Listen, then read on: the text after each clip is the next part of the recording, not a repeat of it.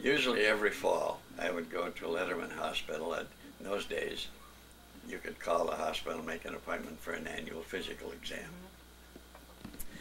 So, and you could also have your spouse or any child who was ailing. You know, you could get. They weren't as busy as they later became. And your mother had. She'd always been a person with a lot of vitality, a lot of energy. She had to raise all those kids, right. You know. And but here lately, she had become getting so tired. Uncharacteristically, taking a nap in the middle of the afternoon. And she'd tell me when I'd come home from work, you know, I couldn't understand it. So when I made my appointment, I said, why don't I make you one too? Get an annual physical for you and see if I can't find out what might be wrong. And we did. And they did. And that's when it was discovered she had leukemia. And it was a good thing they caught it when they did, or she'd have been gone in just a few months. As it is, they found a control drug which retarded the progress kept her going for 4.5 years. What was the original prognosis?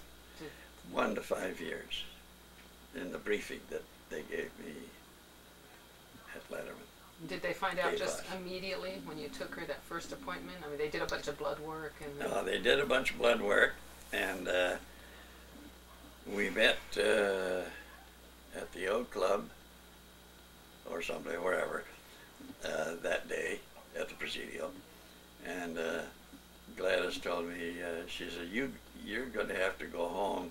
They want to keep me overnight and repeat some of the testing. And she knew what it might be. They told her that they wanted to do a bone marrow test from bone marrow from the chest bone. And so we worked up a code. I'd be to work the next day, and I would call at such and such a time. She had asked how early could I call. And set up a code. If she said such and such, why, that meant that the coast was clear. I could come and get her and take her home, and there was, things were manageable, you know. And if she said something else, it meant that she had leukemia. She was pretty knowledgeable, and, you know, and they never did mention leukemia to her. But the bone marrow testing was the trigger of it.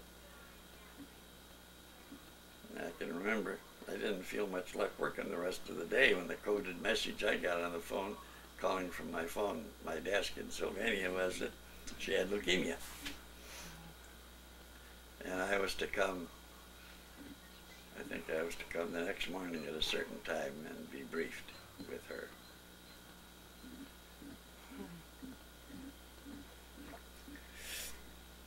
Yeah, those were some days. So probably you were just in shock probably for a while.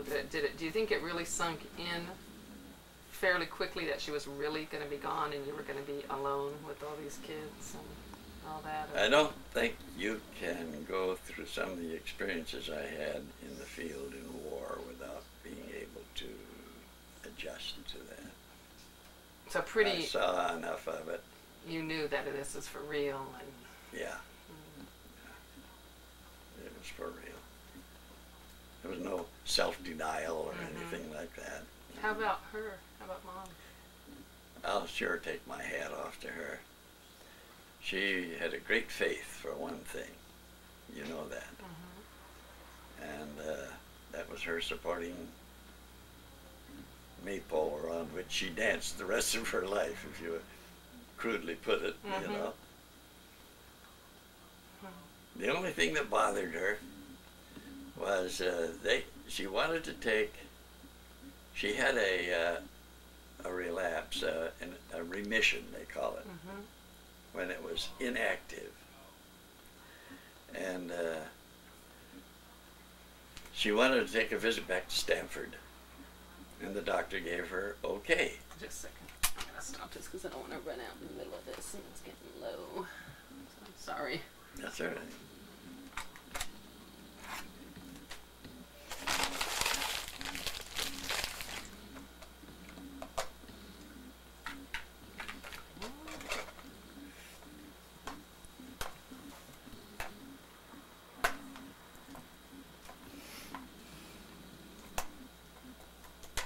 It's the genes.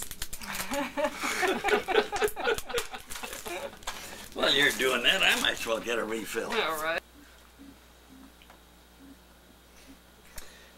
So she had asked the doctor if she could take a visit back to Stamford. She was in this remission, and he told her okay and gave her instructions and everything, but he said before you go, well, he saw that she had a transfusion of 3 units of blood. Fresh, good, wholesome, whole blood.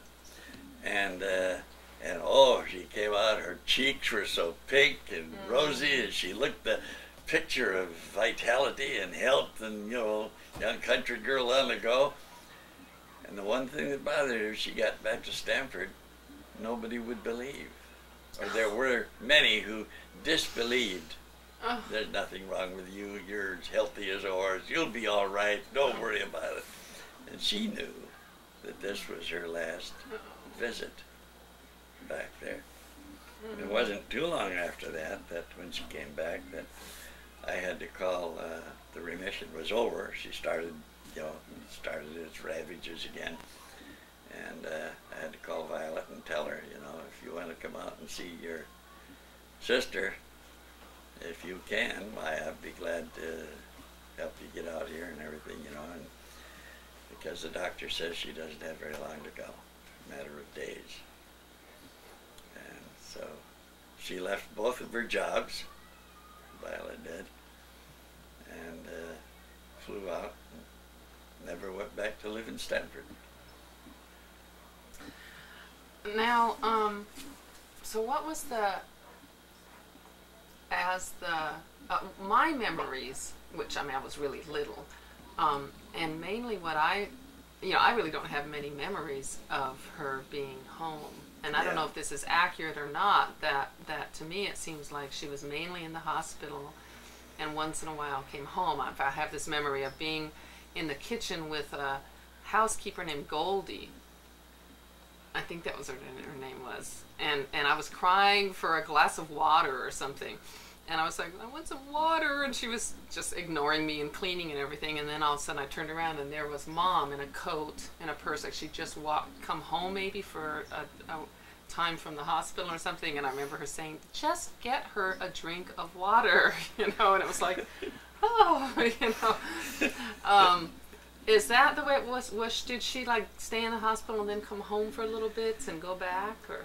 Well, I can only generalize. During the last year of her life, her visits to the hospital became more frequent and more prolonged, with less time at home. At the beginning of that year, perhaps she could be home for a week or 2. And go back in again, and they'd find that her blood count had changed to a point that the Myloran, this drug they were giving her, the dosage had to be changed, and they would have to monitor this at least once a day. To do this, she could, they'd have to put her in the hospital. Right. Yeah. I took the kids up every weekend. During the last 3 months or so, she was in the hospital, couldn't come out. And I'd take the kids up. I can remember some of the things, like little Jimmy, there was something out in the yard that he used to like to play, a fountain that didn't have water running in it, but it had stone birds or something, you know, and little play areas. They got so they knew Letterman real well, the old Letterman. Right. Anything that you'd like to get in the record, I don't mind talking about. Yeah. Aunt Violet coming out. Yeah. When she came out, she had 2 jobs. One it was either Pitney Bowes or Yale and Town, to the 2 big factories in Stamford, Connecticut. And her other job was in a family restaurant where she worked on weekends and certain nights, and you know, like on call and so on. But to augment her income. Anyhow, she left them both, and she came out and cutting things along through the funeral and everything, and here they're a lot of washing and ironing to do. In those days, they didn't have all the perma-press clothes that they do now, you know. And so she was really, really gung-ho doing these things. And on my part, I was trepidatious about what will I do. I knew I'd have to cope one way or another, and I knew we would. Somehow we'd get through it, but what am I going to do when that Violet goes back to Stanford? What kind of arrangements will I make? And I couldn't get from her any indication of how long her leave of absence was from, let's say, Yale in town. Right. And she was evasive. As far as the rest of us concerned, she could start back there anytime, you know, and I'd be glad to have her back. One night, she's ironing kids' clothes, just like I used to do with Gladys. I stayed up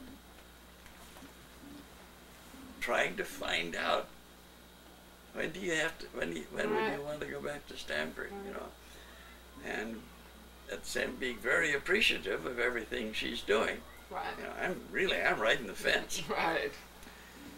And on that night, somehow or other, the conversation reached a climax when she voiced the thought that, you know, she loved these kids. She had never had any of her own and probably never would. Maybe the job she had was to stay here and raise her sister's kids.